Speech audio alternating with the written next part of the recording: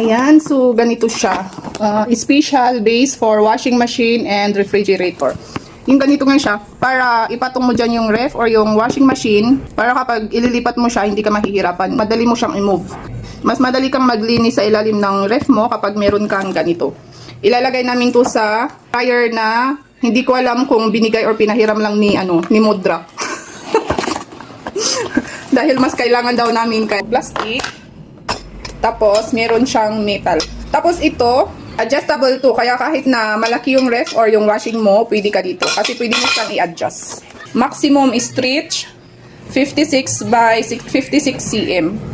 Tapos, maximum load niya is 138 kilograms. Ayan, meron siyang wheels. So, para hindi ka mahirapan maglinis or maglipat ng mga ref mo at saka washing mo,